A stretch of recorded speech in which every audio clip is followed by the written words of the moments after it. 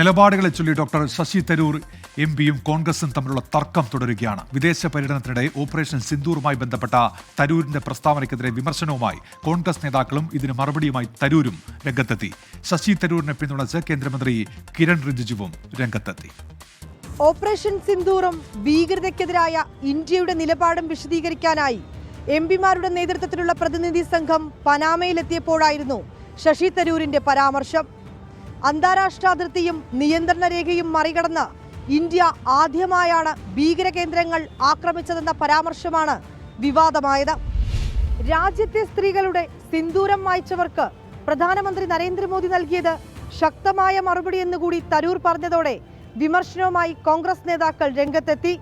Sasi Tharoor BJPയുടെ super വക്താവെന്നായിരുന്നു Congress നേതാക്കളുടെ പ്രതികരണം. ഒടുവിൽ തനിക്കു നേരെ ഉയർന്ന വിമർശനങ്ങൾക്കെല്ലാം ശശി തരൂർ തന്നെ മറുപടി നൽകി. അടുത്തിടെയുണ്ടായ ഭീകരാക്രമണങ്ങളെക്കുറിച്ച് മാത്രമാണ് താൻ പറഞ്ഞതെന്നും തന്റെ ചിന്തകളെയും ആശയങ്ങളെയും വളച്ചൊടിച്ചുകൊണ്ടുള്ള വിമർശനങ്ങളെ സ്വാഗതം ചെയ്യുന്നുവെന്നും ശശി തരൂർ. ഒപ്പം തനിക്ക് ചില നല്ല കാര്യങ്ങൾ കൂടി ചെയ്യാനുണ്ടെന്നും ശശി തരൂർ എക്സ്പോസ്റ്റിലൂടെ പ്രതികരിച്ചു. ശശി തരൂരിന് പൂർണ്ണ പിന്തുണയുമായി ഒടുവിൽ BJP തന്നെ രംഗത്തെത്തി. ഇന്ത്യയിൽ നിന്നുള്ള എംപിമാർ മറ്റു രാജ്യങ്ങളിലെത്തി പ്രധാനമന്ത്രിയെക്കുറിച്ചും രാജ്യത്തെക്കുറിച്ചും മോശമായിട്ടാണോ സംസാരിക്കേണ്ടതെന്ന് കേന്ദ്രമന്ത്രി കിരൺ റിജിജു. രാഷ്ട്രീയ നിരാശയ്ക്ക് പരിധിയുണ്ടെന്നും കോൺഗ്രസിന് കേന്ദ്രമന്ത്രിയുടെ മറുപടി. അതേസമയം കോൺഗ്രസിലെ എല്ലാ നേതാക്കൾക്കും അഭിപ്രായ സ്വാതന്ത്ര്യമുണ്ടെന്നായിരുന്നു AICC ജനറൽ സെക്രട്ടറി KC വേണുഗോപാലിന്റെ പ്രതികരണം.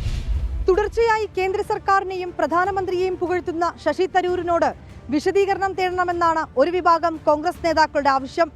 എന്നാൽ ഓപ്പറേഷൻ സിന്ദൂറുമായി ബന്ധപ്പെട്ട തരൂരിന്റെ പ്രസ്താവനകളിൽ നടപടി സ്വീകരിച്ചാൽ അത് BJP രാഷ്ട്രീയായുധമാക്കുമെന്നും ഒപ്പം പാർട്ടിക്കത് തിരിച്ചടിയായേക്കുമെന്നുമാണ് കോൺഗ്രസിലെ മുതിർന്ന നേതാക്കളുടെ വിലയിരുത്തൽ.